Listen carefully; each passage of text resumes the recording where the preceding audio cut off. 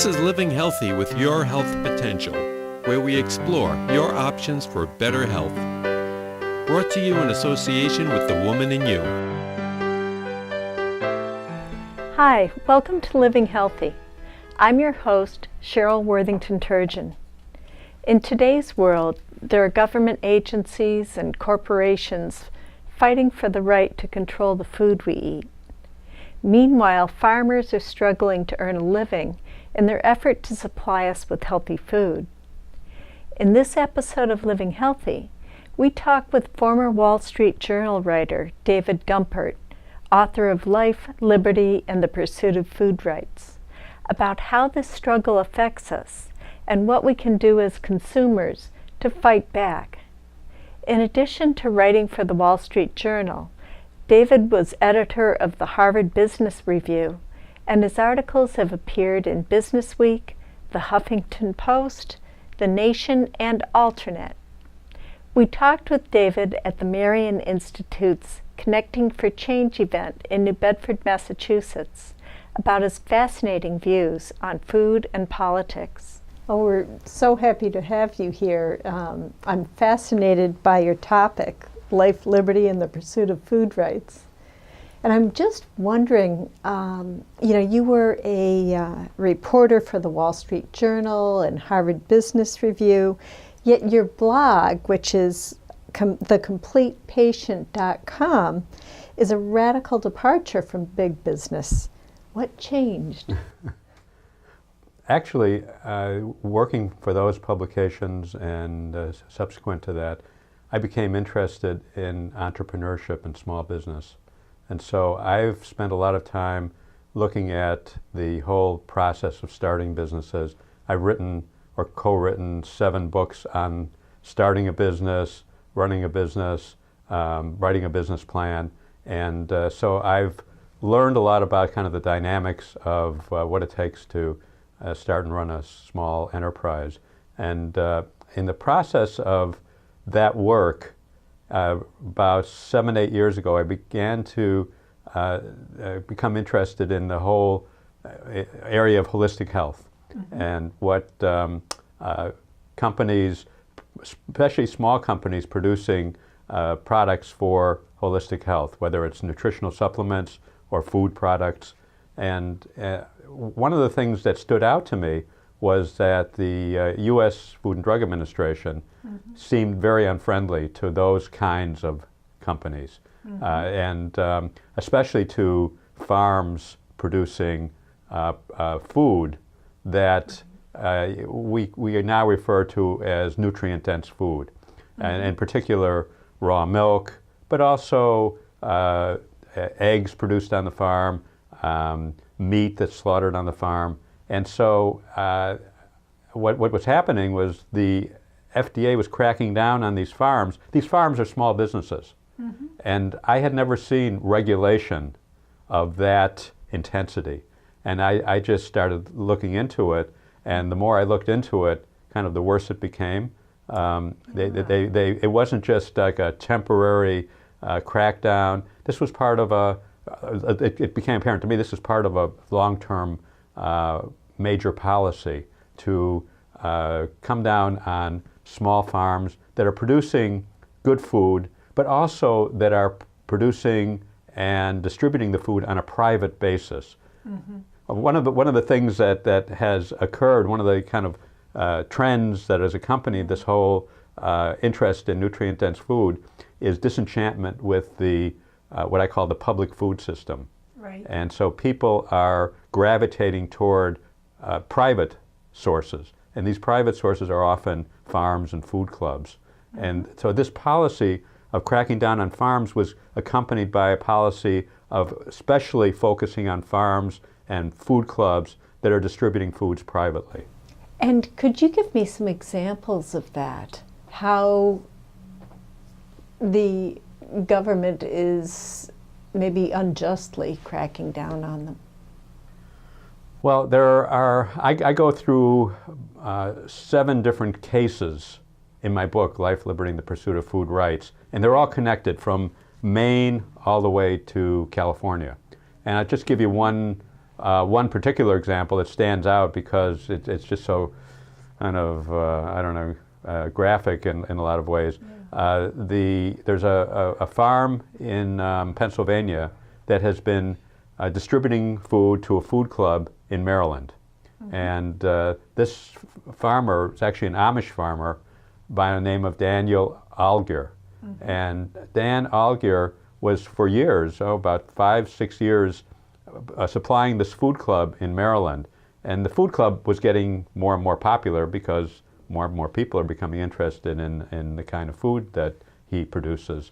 The FDA got wind of this about 3 years ago, and what they decided to do was to assign undercover investigators to join the food club and buy milk and prove, as if it needed to be proven, prove that this was raw milk and that this farm was in violation of federal law by distributing milk from Pennsylvania to Maryland. And technically it is a violation of the federal laws to sell or ship milk across state lines.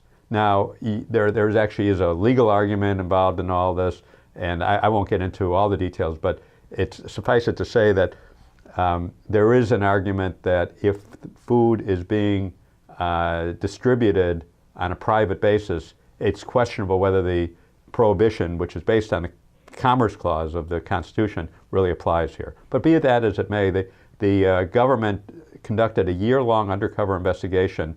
They bought milk from him on about a dozen occasions, went to private homes because that's where it was. That's where the drop-off points were, and went into private homes and picked up the milk and then sent it down to CDC testing laboratories and proved, yes, it was raw milk. And they filed in federal court. They had the U.S. Justice Department file for a permanent injunction against Algier to prevent him from selling milk to this food club. And eventually, because the Amish are reluctant to fight cases in court, Algier really didn't put up a good defense. He didn't hire a lawyer. He represented himself. And so the government won the case. Judge ruled that he couldn't sell his milk to this food club. And eventually he went out of business. And so we lost a farm because of this crackdown. And yet we see in the news all of the time salmonella outbreaks and E. coli. And I know that in terms of sort of factory farming, we're getting, for example, with beef, that it's ground beef, it's coming from cows all over and, just being centralized in terms of processing. So what's happening on that end? Well, there's a lot of confusion around this whole subject of what is called food safety. The government would have us think that food safety is about pathogens in food. And that is an issue.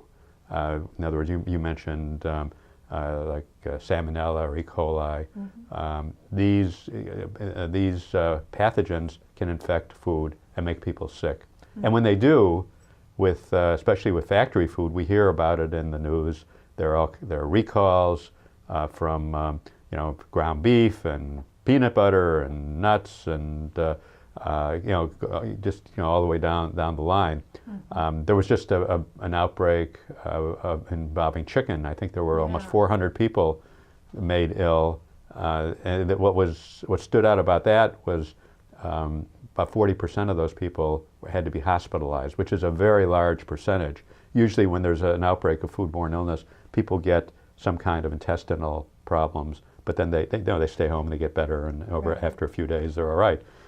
In this case, there were a lot that had to be hospitalized. The whole subject of food safety, though, has become very confusing, as you suggest. The FDA focuses just on the pathogen part of it, but as your question suggested, there's more to it. There are issues around antibiotic residues and hormones and genetically modified foods. And so there are all kinds of these other issues that the FDA really doesn't want to talk about. But this last case I just mentioned involving this chicken, and the 40% of the people had to be hospitalized, that was where we started to see some overlap. And what the reason was that this was salmonella, which is a fairly typical pathogen, but it involved salmonella that were resistant to antibiotics. So what has happened, and we saw that graphically in this particular chicken outbreak, is that we're starting to see pathogens appear that come out of these factory farms and are resistant to antibiotics, because antibiotics are used so widely and so heavily on factory farms that the bacteria, the pathogens that survive, are the ones that are resistant. And that's what we saw with the salmonella, and that's why so many people had to be hospitalized. As it turned out, we saw another kind of aspect of all this, and you referred to the factory farms and the corporations. This chicken that was making almost 400 people sick came from a factory farm in California called Foster Farms. And it's a $2 billion plus company. And they were actually investigated by the USDA, and the USDA went in there and talked to the people in charge and decided that their promises to fix everything were so convincing, they didn't even have to shut the farm down. They didn't have to institute a recall. If this had happened to a small producer of food, they would have had to do a huge recall. They would have had to shut everything down for months, and they may not have been able to reopen because they would have been unable to pass all the different tests and jump through all the different hoops the government set up. But because we had a big corporation here that was producing this chicken, they really were able to just continue business as usual. It was really a graphic comparison. It certainly is. Yeah. So what's behind that? There's obviously an agenda here. Yeah, I mean, there are a few things behind it. One of them, I think, is the influence of corporations and what we call big ag. Now, there have been some studies done of what we call concentration in the food industry, and what these studies have found is that when it comes to, I think it's chicken and beef and pork, something anywhere between 55 and 80%, depends on the product, are controlled by 4 companies.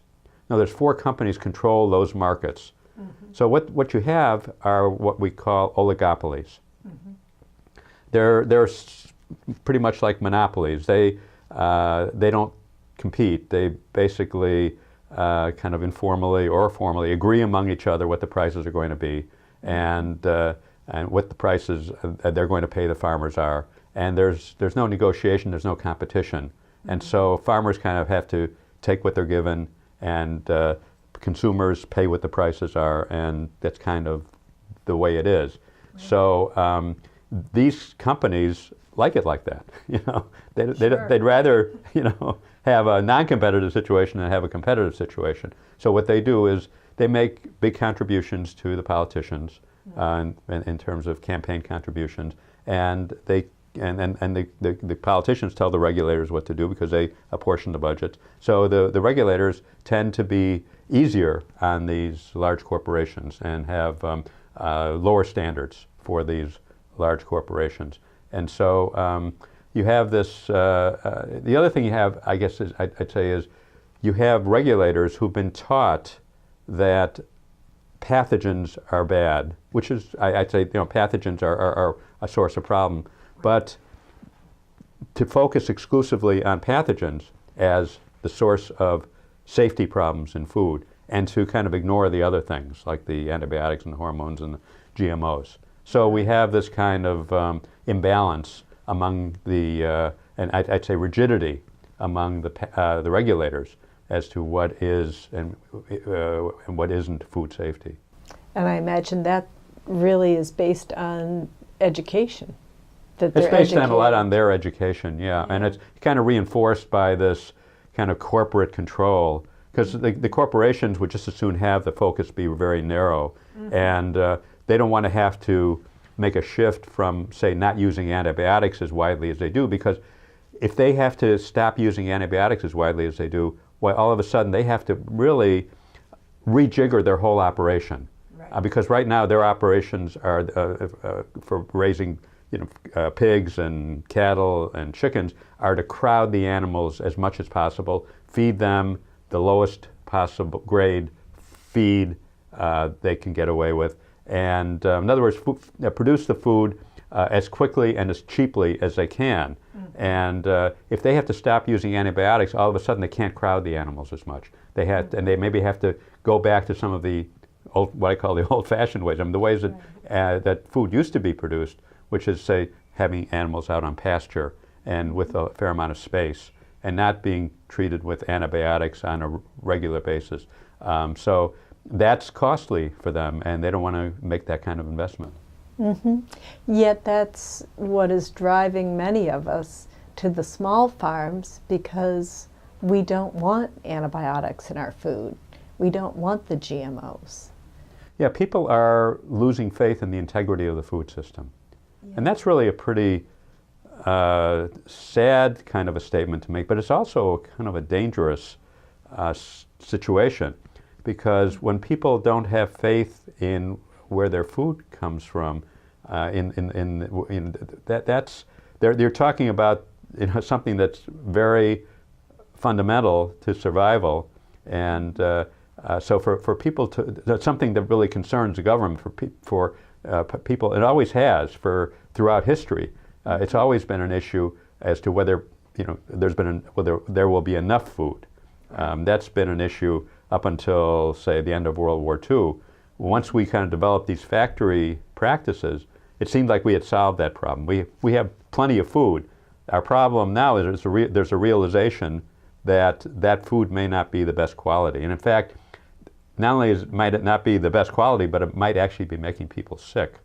And so there are more and more associations between processed food and food with these antibiotic residues being associated with chronic conditions.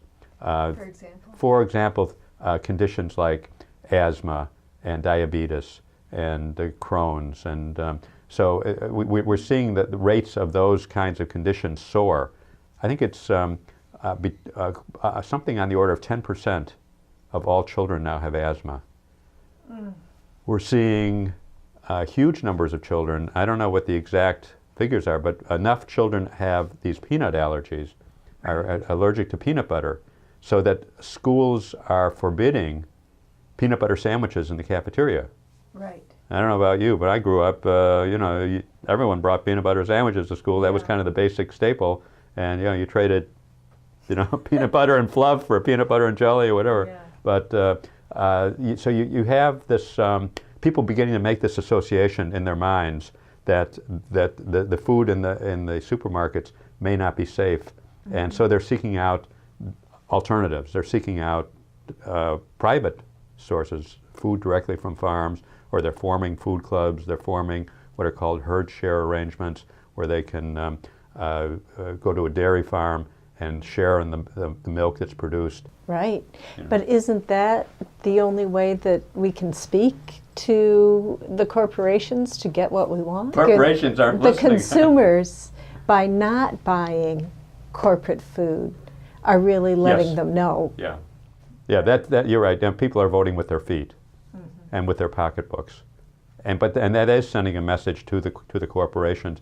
Their response, you would think, in a free enterprise system, the response should be, well, we better figure out ways to produce better food, Right. And what they're saying is, because they are oligopolies, that, oh, wait a minute, these people don't have anything to say about what we produce. We're the ones who decide what we produce, because we've always had it this way, and we control the marketplace. Mm-hmm. We tell everyone, we tell the farmers and we tell the consumers what the situation is going to be.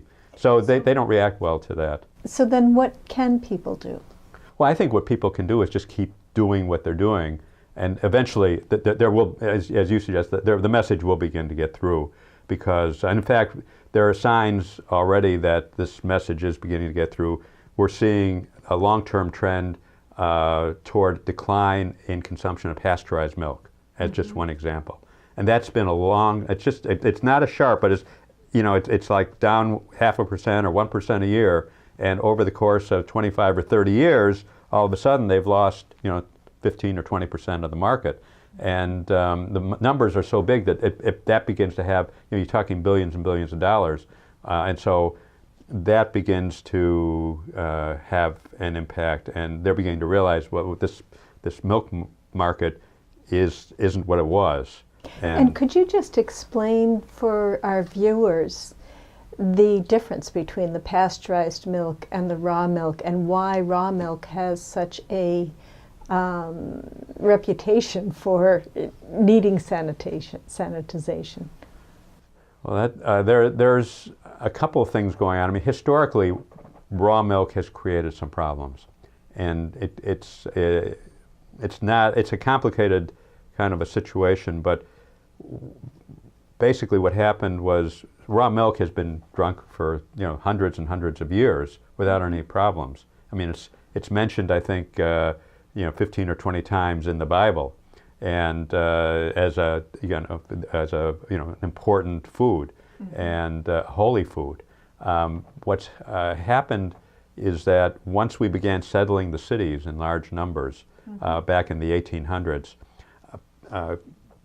when people moved to the cities, they kind of brought their cows with them, and but the cows, you had basically your first feedlots in the big cities, like you had them in Brooklyn and in Philadelphia, and here in Boston area you had stockyards and huge feedlots, and then they weren't very sanitary places. The sanitation was not understood very well in those days. So the people who milked the cows often didn't practice sanitary practices. The animals were fed leftovers from gin mills. It just was, and so you had sick cows giving off tainted milk, and you have large numbers of people getting sick. And it really, you had outbreaks of typhoid and outbreaks of tuberculosis and all kinds of other diseases, and hundreds and hundreds of children would get sick at a time and die. And so it was a crisis, and the solution to the crisis turned out to be pasteurization in the late 1800s, early 1900s. As we began to learn more about sanitation and the spread of disease and importance of refrigeration and all these other things that have kind of become important over the years in food production, not just milk, but just in food production in general,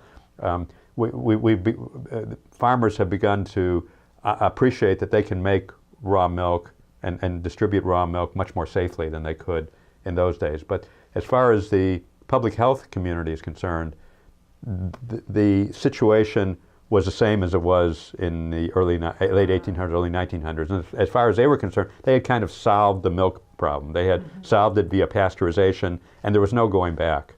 So now people are trying to go back to raw milk. For the nutrient. And then there's been a kind of a long-term argument about that. Is raw milk really more nutritious than pasteurized milk? There are a number of studies that suggest it does have healing properties. For instance, there are a couple of studies out of Europe just in the last 5-6 years that show raw milk having some benefits to children with asthma and children with allergies. So that's powerful kind of information to parents who are concerned, often who have children who have asthma or have allergies. And so more and more parents have been looking for raw milk, and for that reason. There's one other aspect of raw milk that's real important to keep in mind, especially when we talk about kind of the corporate influence and the economic influence of food, and that is that when farmers sell to food processors, dairy processors, they get, and this is milk that's going to be pasteurized and homogenized and then sold in different forms. They get something on the order of about $1.50 to $2.50 a gallon. When farmers sell raw milk, it doesn't go through a processor. It goes directly to the customer, to the end user. they can sell it for between $8 and $12 a gallon. Now all of a sudden, you're talking a multiple of 6 or 7 or 8 times what they were earning before. Well, this is a significant thing. Farmers, dairy farmers, have been losing money for years selling to the processors. And we have evidence of that just by looking around. I mean, you go out to the countryside now, you don't see cows. I mean, 30, 40 years ago, you used to go out to the countryside and cows were everywhere. Right. And the reality is we've lost 90% of our dairy farms since 1980. So, and that's just because dairy farms can't make a living selling milk at the low prices the processors pay. But remember, these are monopolies, oligopolies. So the farmers have never had any kind of bargaining power with these processors. They have to take the price they're given. And that price is always going to be low because unless they're forced by competition, the processors are just going to pay the lowest possible price they can. Sure. So raw milk has given dairy farmers kind of a new lease on life. Mm-hmm. Now they have the opportunity to sell milk and actually make a living at it.